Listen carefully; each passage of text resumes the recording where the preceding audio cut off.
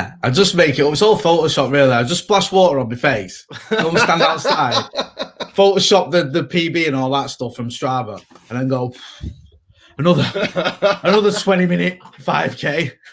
Yeah, your acting skills are immense because you look absolutely fucked when I'm seeing them pictures. That's just for running around for the kids after the kids, actually. Don't even start me on that, mate. School run started this week, and it's been like I'm knackered before 9 o'clock. I had all this sort of, I had all this sort of whimsical nostalgia about the school run where we used to have a happy time in the morning before we take the kids to school and all that, and then 2 days and then pulling my hair out and dodging Weetabix like it's the Matrix, and it's like.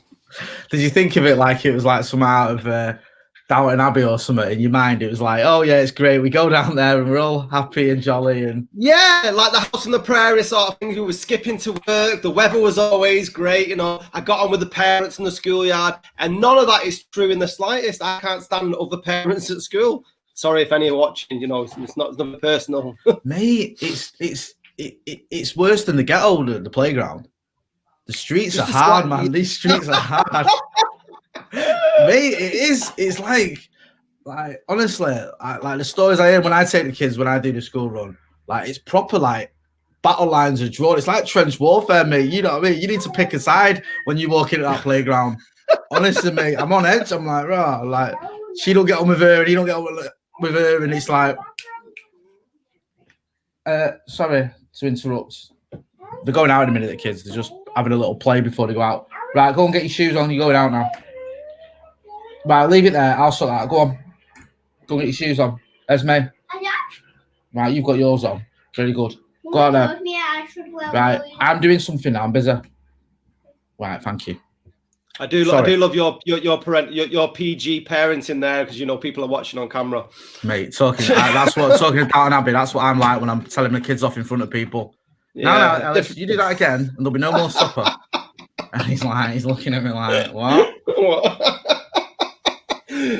Who is this guy? Who is we went to Disneyland. I remember telling him off like that in Disneyland. He was just looking at me like, this guy. All right, mate. Yeah, you crack on with that, yeah. See how far that gets you. You can't be threatening your kids with violence in front of us. It's not on. Do that at home. You know. Have you been anyway? What's new? Football started again, hasn't it? But no United, so I really can't be asked. I wasn't asked before when there had no fans in and stuff, and I just couldn't get in with transfer windows and all that sort of stuff. I just can't be. It's a struggle. It's a struggle to watch. Yeah, I mean, obviously with Paddock, you know, we have to do the transfer stuff, and I was like, well, the season's starting now. It might get a little bit. I've always felt a bit like, you know, I just want to get like you. I want to get back in the ground, man. I want to get back there and get behind the boys. But I tried to watch a bit of football yesterday. I watched a little bit. I watched a bit of the Arsenal game and a bit of the Palace game, but I wasn't having any of the Scousers against Leeds. I went. I nipped out to Tesco's when that was on. That's filthier than the 1990 Davina McCall episode of what was that program she used to do? God's Gift. Remember that? Vaguely, she was on the telly a lot, wasn't she, in the 90s? No, this was like, I remember that. Yeah, this was like early 90s, and Davina McCall was presenting something called God's Gift, and it was basically just having to do. It's like The Word, but like a dating version, and it had like loads of scantily clad dressed men and women in a circle. I do remember. It was bad, man. It was bad. Speaking of which, I was in the old Granada Studios a couple of weeks ago filming, and it was the old Men and Motors studio. Remember Men and Motors? Mate, do you know what, right? Men and Motors wouldn't last 4 minutes today. Well, the guy who was in there filming, he was telling us some of the sort of shows that he used to have on there he was the cameraman, and it was pick the quickest boob. And what they do is that they get this poor woman on there who was covered her breasts in cream, and then put a cherry on each one, and then she had to shake, and then the punters, whoever's watching, had to back a breast. And I was like, and that I think that only ended at the end of the 90s, and you're like, Jesus Christ, how did they get away with that sort of stuff? And then Fitbit or like who's $1, and you had to, and then people had to vote in who the prettiest girl was, so she could get a modeling contract with probably the Sun or some other bag of shit. Like, come on, like, let's have it right. We're a similar age, yeah. Yeah. 14 years old. Do you know what I mean? Men and Motors. Stick a bit of Men and Motors. Mum and Dad are in bed. Stick a bit of Men and Motors on. You know what I'm saying? Yeah, no, I get that, but I don't think it wasn't catering for me and you at 14, was it? Because them programs ran off advertising, and it was all full of car insurance and Wonga adverts for the day. It's okay enjoying it as a 14-year-old boy, but they weren't catering for that, were they? No, they weren't. Like, they were going for a very specific audience.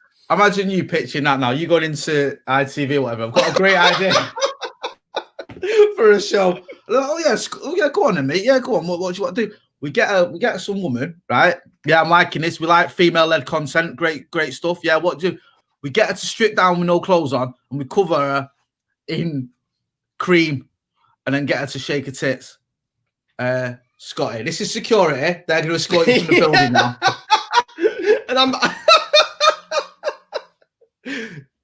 Do us a favour, mate. Yeah, don't ever get in touch with us again. Yeah, and that's you blacklisted. But I just it's like when you think about how far we've come, because that wasn't that long ago. Men and Motors and stuff. No. Do you remember live TV? Vaguely. That was like Men and Motors, but on acid. That was like Men and Motors without anyone saying no. It was they had like topless darts, and this is so bad. They used to have. Right, I'm just repeating what happened. I'm not advocating it.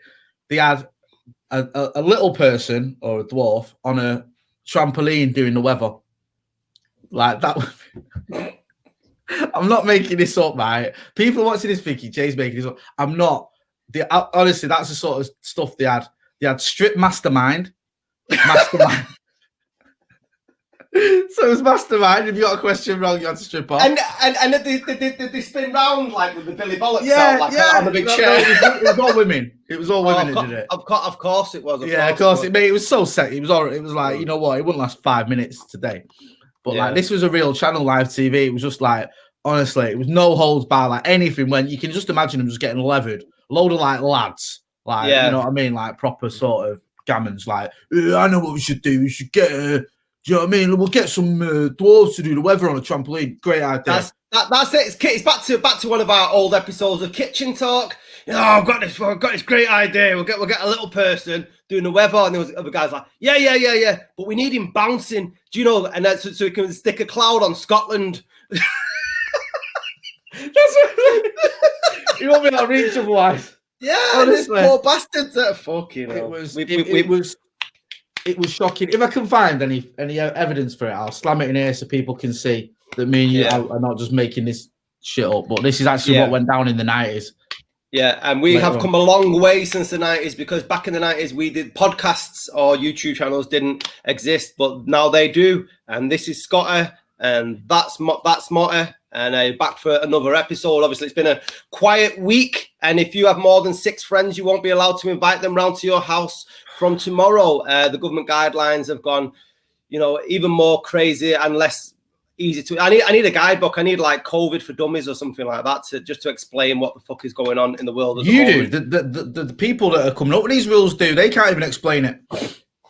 Okay, you see the performances in interviews. It's an absolute shambles, and they're contradicting each other and getting it wrong, and then having to go back on air and say actually what I just said earlier wasn't quite right. It's a mess, mate. Honestly. What do you think the reason behind the rise is? Because my theory on it is that they were too quick to push everybody out in August to do this. Was it 50% out, eat out to help out, or whatever was the scheme? Yeah, that's it. I know the economy struggled drastically under lockdown and stuff, but is it not counterproductive to sort of push all them people out into restaurants to spread a disease that might result in us going back into lockdown and the economy baffling again? Have they not thought that seems to be what's happened? And I was talking to my mate who works on a farm, and he was saying that he goes, if we had foot and mouth disease and there was a load of sheep, we wouldn't be pushing them to associate with other animals in other fields. We'd either, they'd have to get rid of them or cure the bastards. And that's what's happened with the general public, is that they've been herded into all these pubs and restaurants thinking they're happy as Larry and they're none the wiser spreading the germs. No, you're right. I mean, it doesn't make any sense. That I often think with these sort of right-wing leaders, and I do class Johnson and Trump as well, and these sort of things. They like to be seen to be like men of action, even if those actions are counterproductive and stupid and hurting us. And it was like, the economy is going to suffer. Obviously, the economy is going to suffer when you can't go in shops and restaurants and things like that, or certain shops and restaurants and bars. So like let's do something about that. Let's do this eat out to help out. Let's get everyone going out and I took part, and I'm not going to lie. At work on lunchtime, we'd go down we work near the Arndale Centre, and they have all this sort of the food court there where you buy takeaway stuff because it's like obviously it's half price. I think it was Monday to Wednesday, it's half price, whatever, up through August. So you go down there and you try to do your best. You're wearing your mask, you try to keep 2 meters, but it's almost untenable. Do you know what I mean? Like, and it was very difficult to get into any, like, say you want to go Nando's, it was like a 4-hour wait. I know Nando's has a wait anyway, but me and my friend, we went to Five Guys. Again, you try to adhere to it, you try to keep distance, but it's very difficult because you've got those people that are just sort of eating and walking around and stuff like that, and those rules are gonna get broken. You're not gonna always be 2 meters apart or even a meter apart. Yeah. You aren't always, obviously you can't eat with a mask on, so you aren't having your mask on and things like that. And it's just like it does seem like that was, it was always going to be fraught with problems. And then they said, well, we need to do this. We need to do this. We need to keep the economy going. Businesses are going to go under. I kind of get. But then they're saying, well, it's the young people's fault because they've not adhered to the rules. And I think, well, no, you've got to own this. You came up with this and you took this risk and you decided that the economy needed it, and you put the economy, you said the economy, if we don't do this, the economy is going to suffer to a point where it's going to be more harmful almost than the effects of COVID. That was your decision. And now you're almost backtracking and saying, well, actually, that's not what we were saying. We were saying we can have our cake and eat it. We can have an economy that's functioning and keep everyone safe. So it's not our fault. It's people, young people. And I think that's bollocks because people, you can't just say, oh, it's the people not doing these rules. These rules that you enforced or that you brought in and eat out to help out and things like that, this plan and this sort of strategy of, oh, you know what, we can have the best of both worlds was flawed. And those flaws have come to the front now. And that's why we're seeing the issues we're seeing. And it's no good just trying to blame people. You can sort of own it a little bit more and say, you know what, we're in an unprecedented, I know this keeps saying this is unprecedented times, but they're not owning anything. They're not saying, oh, we're trying our best and it's, we have to try and balance things and there are going to be problems, but we'll do what we can to deal with them in the best way we can. They're not, they're going, oh, it's their fault, it's his fault, it's your fault.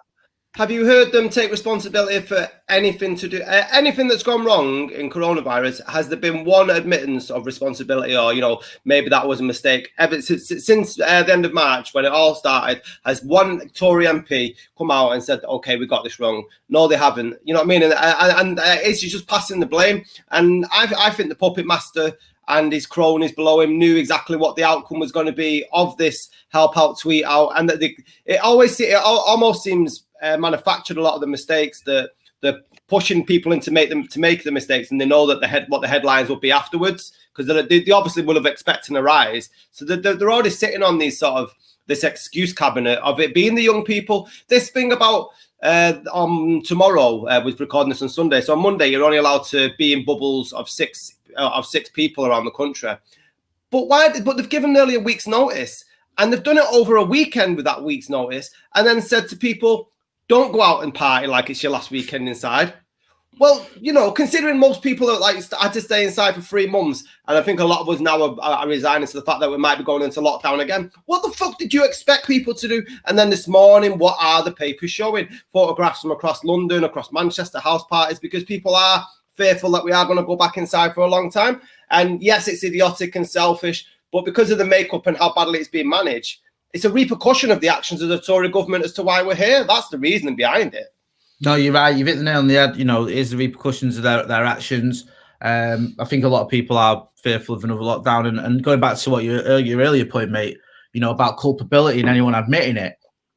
I know I sound like a broken record here, but when you had Dominic Cummings doing what he did and not owning it and just coming out with just utter drivel about testing his eyes by driving to Barnard Castle with his family in the car and not being able to say, you know what, I shouldn't have done that, got it wrong, I'm sorry, that is a mistake, and getting sacked, which is what should have happened. He's broke the rules. He shouldn't have done it. That's not acceptable. He's gone. That would have led the way. That would have stopped a lot of people thinking, do you know what, I'm not, what is the point of this now? You know what I mean? And then I watched I think it was Matt Hancock the other day on Sophie Ridge, I think he was on. And she was saying, it was either Sophie Ridge or Kate Bailey, one of the Sky shows, I think it was Sophie Ridge. And she was saying, like, you know, we can't get a test. People that need a test can't get a test. One of our producers has tried to get a test this morning or whatever, can't get on the website. Another one has been told to drive 100 miles away or whatever. And he said, I reject that assessment. You reject that assessment. What are you? That's the evidence in front of you. That's like, you know, I reject the idea that today's Sunday. In my head, it's Saturday. What? Oh, right, okay, but that's not reality. The reality is people can't get a test, you know, and he's blaming people for asking for tests. They said, if you have this, if you think this, if you've been in contact, go and get a test. And now he's gone on the telly, and this is the health secretary, the man who should be in charge of the health and well-being of the entire nation, saying too many people are going for tests, too many people are applying for tests, people are just applying for tests willy-nilly. And I think people aren't waking up in the morning and going, do you know what I fancy doing today? Yeah. I fancy going and getting a test for that COVID, mate. You know what I mean? I'm going to take 4 hours out of my day to go and drive to the other end of the country to go and get a test, and I'm going to wait 3 weeks for my results. No, it's nonsense. People going because they're worried, because you're telling them to go if they see symptoms, if they've been in contact with someone who may have it, or the sort of the guidelines are, you know, if we've seen it with our kids at school. You know, I had to take one of my kids for a test because it was bites. It was insect bites, right, on her back. She was a little bit warm and she had bites on her back, a couple of spots on her back that looked like bites. But the school, she's not at school, but she's due to start soon. But because her brother and sister are, said, got to keep your brother and sister off school. She's got to have a test, and they can't come back until that test has come back and it's negative. Yeah. And the test centre tell the school. Now, I kind of get it. I understand it. Yeah. And I don't mind being overly cautious and, you know what I mean, keeping people safe. There's nothing wrong with that. So the kids they went back to school, then they had a couple of days off while waiting for this test. Came back negative, and they were all in back in school for Thursday and Friday. I think they had Monday, Tuesday, and Wednesday off. So I sort of understand it, but we were following the rules and schools following the rules. Do you know what I mean? That wasn't like we wanted to just take it out. I didn't want to take it out of the test centre for a crack. And you've not got these schools acting all, we're going to be like James Dean of the educational, you know, we're going to rebel. What we're going to do is we're going to go on a school trip to a COVID testing centre. Woohoo! Wheels on the bus go. Can you imagine? It doesn't. The swab up your nose goes round, round. You know what I mean? The tears from the kids come down. What? You'll be on CBeebies next, mate. Yeah. In that broom cupboard, lots in it. Yeah. But he didn't have any evidence to back up his claim, because I see in the same interview, and he said, "Oh well, I've heard stories. Show us the fucking evidence." Matty goes, "People are getting them without need." Well, where's the evidence of that? Anecdotal evidence is not evidence anyway. No. Do you know what I mean? Like you saying, "Oh well, I saw someone who actually had COVID and, you know, was all right." That doesn't mean anything. Do you know what I mean? I saw someone who tried to get a test and he got one. That doesn't mean anything. When you've got lots of evidence, you know, in Sophie Ridge, I think it was Sophie Ridge, when she was saying our producers try to log on, other people log on, it wasn't just one person. You know, there was lots of people that were contacting Sky saying, we're trying to log on, we're trying to book a test, we can't. And they tried it themselves and they couldn't. So it was a mix. Yeah. But what he's just saying is I've heard, I've been told. Do you know what I mean? And it's like, which it just sounds like a Karen on Facebook. Oh, I've heard so-and-so went down there and didn't even need it. You're a fucking MP, sort your head out. And then when the lack of testing that they've got now, and then they come out with this moonshot idea, that the Operation Moonshot or whatever it's called, that they're going to do this £100 billion that they're going to spend on being able to test 1 million people a day. Where are we getting any sort of faith in the government to do that? Because just like we haven't seen any responsibility for the mistakes they've made, we've not seen any sort of form guide to say that they can follow through on any of the promises they've made. And now we're trusting them to spend £100 billion, which is supposed to save the economy and help us all get back to a new normal and void of coronavirus. When we've got no examples that it's going to work, or whether we should trust the Tory government. Shouldn't we really be looking at this as more of a democracy? Shouldn't we have to vote on this like you're doing a referendum? If we're trusting the government to spend 100 billion, which will by and large, if it doesn't work, fuck our economy even more, because we've blown a load of money and we're still in dire straits. Shouldn't we be like voting on this? Yeah, I mean, I think you can put it to a vote. I think the problem is do you trust the information that goes out for that campaigning, like you did in the referendum? You know what I mean? Like, are they just going to tell you what you want to hear to try and get your vote? I worry about this Operation Moonbeam or whatever it is. What's it called? Moonshot. Moonshot. Moonshot. Moonshine. Whatever. Moon. Been drinking moonshine. Moonwalker. Where did it come up? Where did it come up with these frigging names of like this feels like something. This is going to be hard to do. It's like landing on the moon, a shot on the moon, moonshot. We'll go with that one. Yeah. You got that, Dom? That's awesome. High five. Yeah, Hancock and Gove high-fiving in the background. Boris has got his nips Moonshot. out. Moonshot. We've got this. Like a bunch of characters out of The Hangover trying to trying to run the country during a pandemic. That's exactly what they're like. I do worry that this £100 billion scheme, whatever it is. I mean, they spent 500 million on it already, haven't they? It's fucking crazy. They haven't done anything with it. Is this? I'm a cynic. Is this a way of getting rid of the NHS? Almost, because this is coming out of the NHS budget, I believe, and it's almost half the NHS budget. And does it get to a point where you're like, well, the NHS is no longer sustainable because we've had to spend all this money, so we're going to have to encourage people to get health insurance? I mean, I don't like being a conspiracy theorist, especially not around health, and I'm certainly not one of these anti-vaxxers or anything like that. I just worry that I don't think this government fully wants the NHS or believes in the NHS. I think they know that it's an absolute vote killer to say that, or to admit that, or to even push that forward as policy. But you can see that it almost is coming into effect more and more. More of the NHS is being privatised. And I think that if you get to a point where you're saying to people, listen, no, we want the NHS, but we just can't fund it anymore. It's not sustainable. We need people to stop using it, or we haven't got the budget for it anymore because of this. I might be wrong. I just feel it just feels a little bit like that to me. It worries me.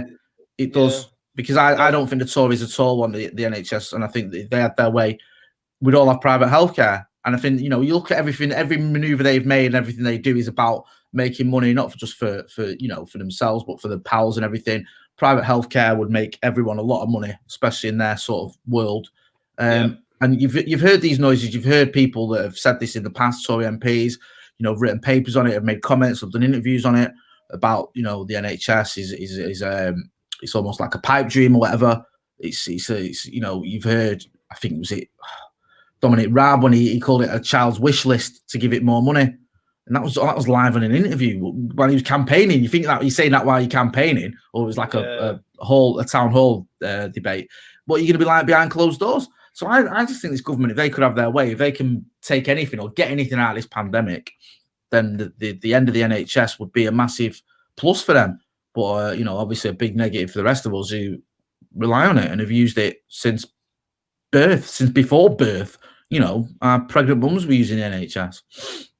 Yeah, no, I mean, I've not thought about it from that point, and I don't think that's too of a strong conspiracy. I mean, it's certainly not in Ian Brown territory, so I wouldn't be fashioning any of our silver foil hats just yet, Jay. But it's a good argument, and the Tories do want rid of the NHS. But are you being cynical there to say that when we finally leave Europe, that we're not getting this £350 million a week? Is that what you're saying? Because I was told, I seen it at the back of a bus, and Brexit negotiations have come back out now. I thought COVID had killed Brexit for a while, but that beast has reared its head. 2020, the gift that keeps giving.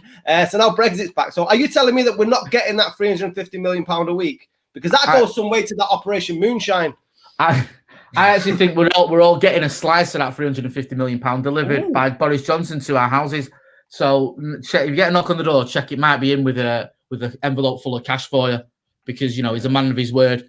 Yeah, I mean, the Brexit negotiations, just when you think they can't get any more stupid, it just goes into now. The Good Friday Agreement is under threat, and they lied, and they're going to break international law. And what really annoys me about this is, did no one, right, think about this from the Labour and the Lib Dems when they were calling a general election and they said, oh, we've got no Brexit is now off the table? Did no one think they'd get a way around this? Do you know what I mean? Because that was the sort of deal breaker, wasn't it, for the general election? It was like, we're not going to go into an election where there's still the threat of no deal Brexit, because then the Tories can push that through if they get a majority. And it was like, well, now we've secured that, we can have the election. And it wasn't secure, and it isn't. No. And it annoys me that it frustrates me so much that we went into this general election, because we didn't need to. We could have, when I say we, I mean Labour and the Lib Dems could have helped, and the SNP could have said no, could have not backed it, and we could have not had a general election. And I know eventually we would have had to, but we could have postponed it a little bit rather than going into it, giving Johnson the majority he wanted. And then the only sort of positive from all that is you say, all right, okay, well, no deal Brexit was off the table, and now actually it's not. Yeah. And it's just like, it seems like a real shit show all around. And I just think that, me and you say this all the time on this podcast, we've got 4 years, whatever it is, left of this Tory government. And you just worry about what sort of fucking damage they can do in those 4 years. And things like dropping out the EU, no deal, the end of the NHS, just mismanaging the economy, thousands of people, if not hundreds of thousands of people dying because you can't handle this pandemic. These are all like real fears. This isn't just, two stoners. No, imagine if like the NHS just ends and like, oh mate, and we leave Europe with no deal and we're all skinned. These are real concerns, mate, because you had Nancy Pelosi from the House Majority Leader in America for the Congress saying, if Britain breaks its breaks its treaty agreements, no one's going to trade with them.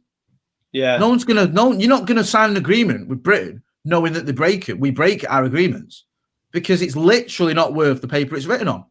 Yeah. It's worthless. Do you know what I mean? It's like, if you have a bet with someone and they welch on a bet, you can still continue betting with them. No. Yeah. So, I mean, it just, the mind boggles how you can be just so arrogantly stupid. And it's like they're almost proud of themselves for how stupid they are. We've heard them doing the rounds and saying, "Oh, are you breaking law?" Yeah. Well, it's only a small law. What was it? We're breaking the law, but in a very limited and specific way, which will be the testimony or the defense for a lot of people now. When I'm just gonna go out. I'll go out shoplifting, but I'll only shoplift Pepsi Max Cherry. So it's only a limited and specific way that I'm breaking the law. So when the security guard grips me up in Asda or whatever, I'll just say, hang on a minute, no, it's specific and limited, mate. I'm not nicking booze and fags or whatever. I'm just nicking Pepsi Max Cherry. It's all right, it's limited and specific. And I go, oh, yeah, actually, Jay, you're all right. Go on, son. Fuck off. Seriously. Pepsi Max Cherry Bandit, fucking brilliant. But the cost of everything's going to go up. I think Morrison's came out this week and said that the price of food, if it's a no-deal Brexit, is going to go through the roof because of how much the overheads are going to try and get things on import and so on. So this year is bad, but I think what it sets us up for the future with everything you mentioned regarding NHS and Brexit and recession, lack of NHS, that is fucking...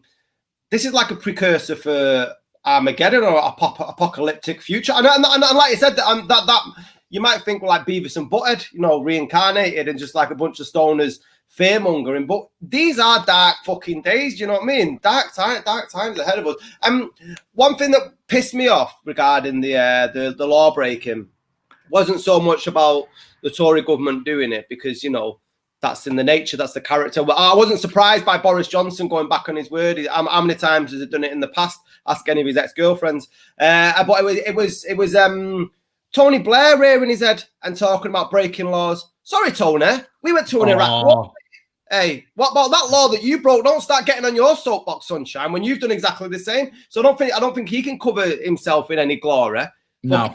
Do you know what I mean? Don't start pointing the finger, because you did exactly the same thing, and that was that wasn't limited and specific. That was sending a lot of people to their deaths for no reason at all. So fuck off. No, I mean, yeah, Tony Blair trying to take the moral high ground is like fucking, you know, Harold Shipman giving a lecture on medicine. It's just ridiculous. Do you know what I mean? It's like fucking not got a leg to stand on there, Tony. And now he's trying to paint himself as this sort of, you know, elder statesman of British politics. Is just ridiculous. You know, he went along with an illegal war. He knew he didn't have to. Yeah, he did it anyway. And that cost thousands of lives. And we're still seeing the repercussions of that. And you can't just wash your hands of that. You can't just turn a blind eye and go, oh, do you know what? You know, forget about that. No, let's not forget about it. It was disgusting. And, you know, I was someone who was a supporter of Tony Blair pre-2003, sorry. You know, when in 97, I was gutted I couldn't vote for him because I was too young. But not anymore. And I just think you've got no right to preach. I get it. I get why that you've got likes of him and John Major coming out. You know, there's an argument. Okay, they've got to say something. They can't just say nothing. But they are, you know, how many of us listen to him? That's the thing. You're tarnished, and it's like you were saying before regarding your man down the pub. If you have a bet with him and he welches on a bet, you're not going to believe him anymore. And Tony Blair lost the trust of the whole of the British public, as far as I'm concerned. It's a rare occasion nowadays where I see John Major, Boris Johnson, and then the former Labour Prime Minister on TV, and I'm actually agreeing more with John Major than anybody else, because he's the one who seems to talk most sense. Yeah, I think the thing with John Major is I think John Major's sort of issue was, I'm not saying John Major was a great guy or anything like that. I think John Major may fall under the bracket of being a fairly decent bloke or decent man who was part of a party that was full of people that weren't very decent. You know, when he was Prime Minister, there was a lot going down, wasn't there, with MPs and scandals and stuff, and the Tories weren't exactly known as being very nice. And I think that he was very bland and boring, but I don't think he was necessarily a nasty guy.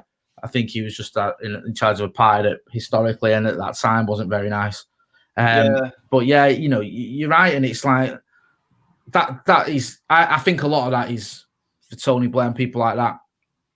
Yeah, it's obvious they don't agree with it and things like that, but it's also them trying to maneuver themselves, especially with Tony Blair. I think John Major is one of those who's quite happy to sort of take a back seat and you know, not be in the limelight. But Tony Blair craves the limelight. He's always wanted to reinvent himself or rejuvenate himself, I should say, in the eyes of people. And I think you may look at this as a path to doing that, but I don't think it is. I think, like you say, he's forever tarnished. I don't think anyone's going to forgive him for what's happened, and I don't think he, you know, even if he is talking sense on this occasion, which I do agree with what he's saying in terms of, like, you know, the statements he's making, you've got that sort of hanging over you, the fact that, you know, you broke the law yourself. You broke the law, international law. You went ahead with an illegal war.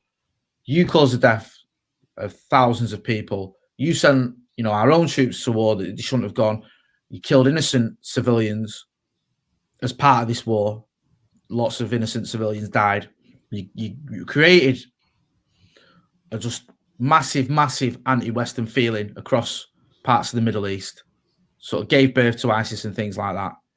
So you're not in a position now to sit here and preach to us about the failings of this Tory government. When it comes which are clear for everybody to see as well. You know you're right. I don't need you to be the spokesperson for what everybody already knows. Do you know what I mean? You know, back in the box with you. Did you see Ma this morning? No, I didn't. I tried to watch a little bit of it. I saw he had the WHO leader on. One of the spokesperson on. Go on. What was? Yeah. So I think, let me just double check it. He had someone on from Northern Ireland. I'm just trying to make sure if it was I don't know if it's a Northern Ireland president or Prime Minister or whatever. Just wait. Like with the minister, not one of the. So the Irish Minister for Foreign Affairs, it was Simon Covenor. He had on, and basically, Andrew Marr put to him that, well, we've heard Brussels and the EU are going to put a blockade if there's a no Brexit deal between food coming from England to Northern Ireland. And then he goes, well, that's absolute nonsense, Andrew Marr. He goes, that spin. The EU has said nothing of the sort, that there'll be any sort of blockade. And that's all the spin coming from number 10. And that's the thing, is it they call it brinkmanship, and that I think that's the game that the Tories are playing, aren't they? They're sort of trying to stand the ground as though, no, well, we won't do it, and trying to force their hand first. This isn't fucking 5-card poker or Texas Hold'em or whatever, man. These are people's lives. But that's the arrogance and the ego and the lack of concern, because it won't directly affect their lives, all these people that are making the decisions. And I mean, that's another argument for itself. Should people who aren't being affected by political decisions be in charge of them? It's probably for another podcast. But what do you think about the breaking up of the United Kingdom? Because there's been all talk this morning about Ewan McGregor came out about wanting another referendum on Scotland leaving the UK, and the previous talks, Ewan McGregor, not that he's the spokesperson for all of Scotland, but it sort of shows that his change in character, because pre-Brexit vote, he very much wanted to stay as part of the UK, and now Obi-Wan Kenobi wants to fly the Force alone in Scotland. You're such a poet. You really are. Seriously, I'm so lucky to do a podcast with you. I mean, I like Hugh McGregor. I like his tweets. He's I don't know if he's still tweeting. I'm not seeing a tweet for as well, but they always used to be pretty bang on. But yeah, I mean, it's like V for Vendetta. Have you ever seen V for Vendetta? Yeah, great film. Yeah, it is. It is a great film, and it feels like that. Like we're going to end up in a sort of dystopian future where it is just England. And it's like, it's almost like a fascist state. Do you know what I mean? Because I think there is going to end up eventually being an independent Scotland. I think that's as sure as the day is long. And I think the Tories knew that as well when we went down this path that we were going through with the EU and with other things that have gone on. I think it's only a matter of time. And then, you look at the mess with Scotland, not Scotland. Well, yeah, with Scotland, like the differences with Wales. You look at the mess in Northern Ireland. I mean, I don't think they're going to be happy until it's just literally little Englanders. And I don't really want that. I quite like being part of the British Isles. I think that, I used to live in Wales for a brief period. And I think it is a positive thing that we are sort of together as a country. But I think it's a matter of time before it is just the Union Jacks and all the gammons are going to be replaced with St. George emojis almost exclusively. I think it's just a matter of time, mate, honestly. And it's sad. I mean, it'll be interesting how that pans out, how independent that is if it does happen. Are we still going to have some sort of deal and some sort of agreement with each other?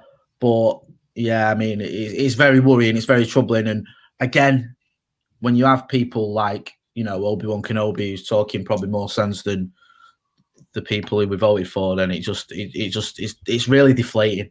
It is. And, and whenever I see sort of celebrities coming out with statements or making comments or doing interviews, it amazes me how much more sense they're talking than the people who are actually in charge of making these decisions. And that's not just because celebrities are more left-wing by and large, and I tend to agree with their politics.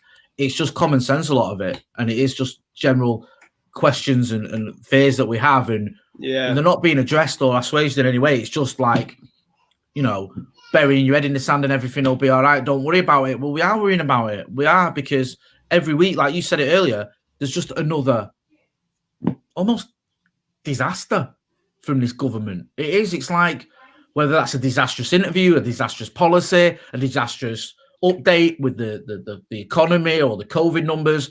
It's just one catastrophe to another. And then you have these statements, you said it earlier. Oh, we can't go out now. We can't meet in bubbles of more than six. And you make that announcement just before a weekend and tell people not to party. Obviously, I was going to go and party. Are we going to see a spike because of that?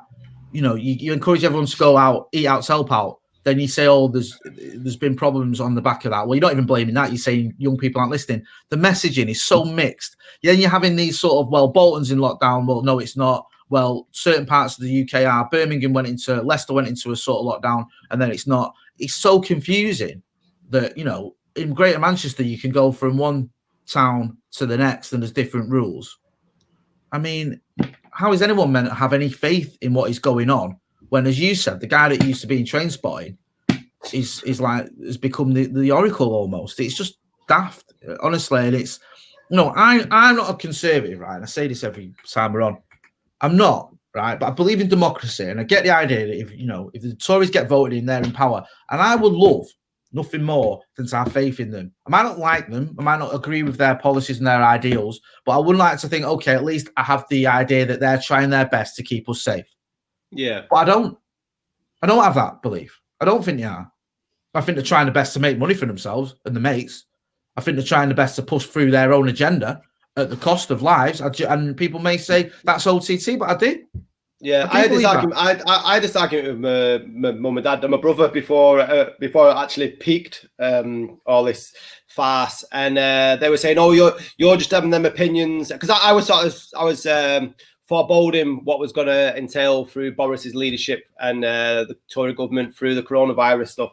And I said it'll just be a car crash. They haven't got a clue what they're doing. And the response was, "Well, you're just saying that because you don't like Boris Johnson or the Tory government." I'm not. I can be open, and I love being proved wrong.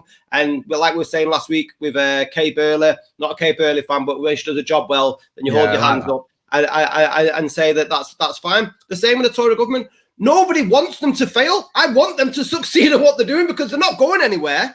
Yeah. Do you know what I mean? It makes the odds to me. As a country, we need them to be a success at what they're doing. But by and large, they are failing us massively. No, you're right, mate. And it's like, sort of ideally, you wouldn't be thinking about the government a lot. You wouldn't. It's like the government's almost like, it's like your centre back in a football match. If you don't notice them, they're usually doing a good job. Do you know what I mean? It's only when you're sort of talking about them constantly that you think something's going down here and it ain't great. And that's what's happening. I know we're in a pandemic. I get it, right? And I get you have to be honest about that and say this is difficult and it isn't easy. It is unprecedented. I get that. It is. We haven't had this for, over 100 years or whatever. So I get it. But that doesn't hide the fact that the pandemic's been handled awfully. One of the worst in the world. We have handled this, if you look at the numbers, as badly as any country, almost as any country on the planet, bar I think maybe Brazil and America. I think we're sort of on those sort of levels.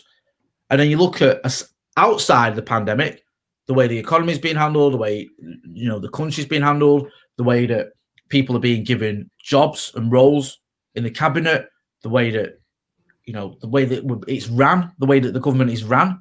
It's just terrible with Dominic Cummings having all this power and sort of almost being a sort of Svengali type who's, influencing policies and everything else when he's not an elected official. And the guy's obviously got absolute contempt for the masses.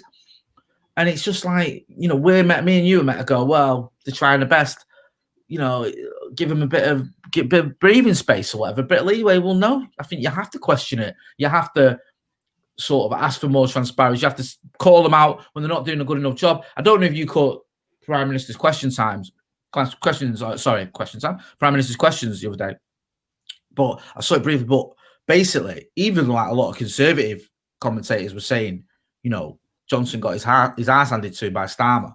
Do you know what I mean? It was just a terrible performance because he's just got nowhere to go to defend these things now. He can't. Usually Boris Johnson will get his way out of an interview or out of a debate or out of anything by a bit of bluster, a bit of his, sort of oafish charm almost, for want of a better expression that some people tend to buy into. Yeah. But people aren't buying it anymore, and you can't defend the indefensible. And these policies and these actions and what we're having to deal with is indefensible. And there's got to be some serious change. And I say it again. We repeat a lot of this on this podcast. But the press do need to step up. They do need to hold this government to account. They do need to call them out, regardless of whether you're a right-wing commentator or a left-wing commentator or whatever. Whether you're writing for the Guardian or for the Telegraph, you've got a job to do. Have some integrity, and don't be looking at it whether you're right or left wing. Do it as a human being when you're looking around the people and how they're being dealt with from the government above. The fact that you have wings in media is fucking baffles me as well, because I think both sides need to be held by account, and the media should do that and shouldn't really side with either one just because they're getting Rupert Murdoch putting some money into the coffers for you. But it's interesting when you were talking about how us comparison probably with Brazil and America, and then given what them two countries' leaders are like, that's not a sort of trinity that you want to be in, really, is it?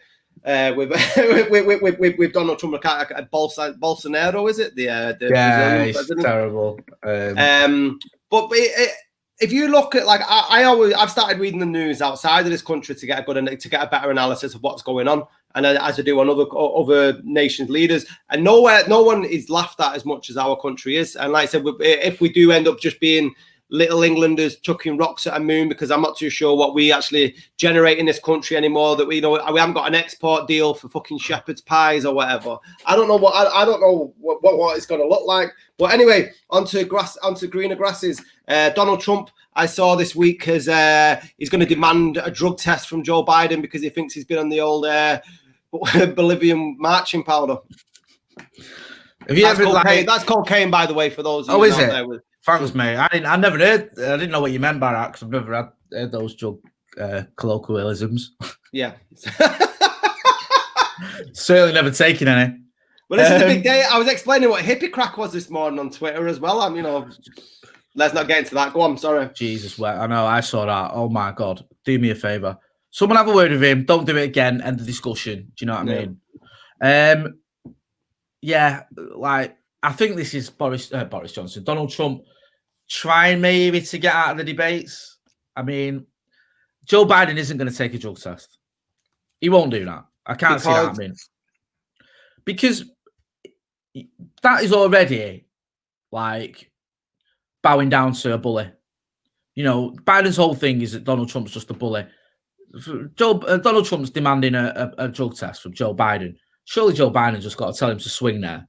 You know what I mean? I'm not doing a bloody drug test because you're demanding one. How many have you ever heard in your life of a US presidential election debate where one of the candidates has had to take a drug test? Because he tried to do it with Clinton as well, didn't he? And she said, well, no. Do you know what? To be fair, the other way around, I think a lot with him was people thought Trump was on drugs. Well, this was after the event though, because he kept sniffing during the debate. I don't think he was. I don't think he needs drugs. He's just off his fucking head without him. But yeah, I don't think. I think if there is a debate, I think Biden, because Biden's got the facts on his side so much that I think he can tear him apart. I really do, and I think that. There's certainly, we're talking about Prime Minister's questions. I keep saying that. Questions earlier about how Johnson was really struggling this week because, Starmer was armed with these facts and these failings. And, Biden can go in there and he can do that because Trump takes credit for things he's not done. He denies things that he has done that are bad. You put him in a debate setting and it's going to be harder for him to do that. He doesn't like it in interviews and in press conferences when he's asked certain questions. We've seen him storm out of press conferences. We've seen him not answer questions. We've seen him, just ignore journalists who are asking certain questions that he doesn't want to answer. He's made false claims countless times over and over and over again. Now, Biden's not infallible. He's made some false claims himself, but not to the level that Trump has. Nowhere near. And if you look at, was it the Veterans Choice Act, for example, I think that Trump's always bragging about. I got that passed. I got that through.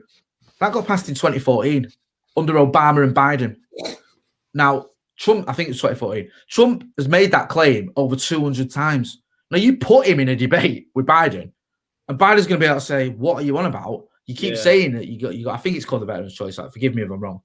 But, myself and President Obama did that. What are you on about? You're lying. When you start having to face facts in a debate setting, it's a lot more difficult than it is in a press conference or an interview. We've seen him come unstuck a little bit in an interview. Chris Wallace mentioned earlier, did a very good interview with him where Trump was like, right, okay, Biden said this. And Chris Wallace was like, no, he didn't. No, he didn't. He's like, right, well, get me a copy of his speech. And he got him a copy and he hadn't. You're hitting him with facts. And I think Biden's thing is he wants a fact checker on the debate. Yeah. He wants it going like, look, boom, this is lie. This is wrong, what he's saying. Trump may well end up doing a debate if he feels it's necessary for him to win the election. If he feels like he is behind in the polls. I don't know if that's going to stay like that. Certain polls are edging in his favor. I think Florida is now pretty much neck and neck, where at one point it was for Biden. That's massive. I think Wisconsin's closer as well. But if he feels like he's got to do a debate to have any chance of keeping the presidency, maybe he'll go for it. But if I was Biden, I'd just tell him to swivel for a drug test. Just a principle thing. I don't think Biden's on drugs. Certainly not any performance-enhancing ones. He might be on, obviously he's an old man and he's 70 odd, but 77. He's going to be on drugs. Of course he's certain tablets that you have to take at that age. Blood thinners. Yeah. Oh, my angina. But yeah, I think Biden would be best served telling him to go and swivel. It'd just be interesting to see how the polls go because, I was saying a few months ago or a few weeks ago that if the polls stayed as they were, Biden's best bet was just to sort of not get involved in the debate, almost stay out of the way. I think it might help him because he's doing so well. But if he gets closer, they both might feel a debate is beneficial to either. And you've got to remember as well with Trump, he has a lot of he's like his own little echo chamber, and he has a lot of yes men around him that tell him what he wants to hear. So if he's saying, "Oh, should I debate Joe Biden? I think I'll beat him." He's probably gonna have people going, "Oh yeah, yeah." You'll find the floor with him. You'll find the people that say no to Trump find themselves out of work pretty quickly. I think if anything taught us over the last 4 years, mental, isn't it? His staff turnover. Mate, it's like a Jose Mourinho side. Have you been watching that, by the way? No, just because I've got kids and a wife. But I want to. You're right. I watch it late at night when my missus is doing a printing and stuff and the kids are in bed. I've been watching it. It's just it's not the Tottenham story. It's just the Jose story. Yeah, it's just him, and it is really it is entertaining. He is really good. I've got a massive soft spot for Jose, so I'll definitely try it and watch it. But listen, you guys out there, if you are going out into the wide world on Monday, make sure you go out in groups of 6. COVID only attacks when you're in 7. If you're going to school, you'll be safe. In the workplace, you'll be safe. Public transport, are they safe? As long as you're not sat with 6 other people. Rule of 6, stay safe. I've been Scotter. That's been Motta. We shall see you very soon. And as always, get subscribing. 75 off 1,000. Tell your mates. Get your goldfish a YouTube account and get subscribing. I don't know what actually means. Why do we need more subscribers, Jay? It's quality, not quantity, isn't it? It is quality. And so you know what? We are lucky because our subscribers are engaged. When you subscribe to a channel on YouTube, for those who don't know, if you hit the little notification thing, you get a notification, an email when we post something, so you'll know about it. And also, obviously, if you subscribe, it's probably because you like the channel, like what we do. I love the fact that our subscribers get involved in the comments. They ask us questions, they make suggestions. And we'll do a bit of a Q&A soon as well, because I think we should do that. We did it last time, didn't we, a few weeks ago? Yeah, that's a good idea. So you collated some questions, so get some questions in the comments, guys. You know me and Scotty, we love chatting about whatever everyone's suggesting. So we'll do that, and that's why it'd be good to get to 1,000 subscribers. It just shows that we're on the right track and people like what we're doing, and we're getting engaged. And even the comments we get that don't agree with us, they're switched on, most of them. 70%. Anyway, catch you soon.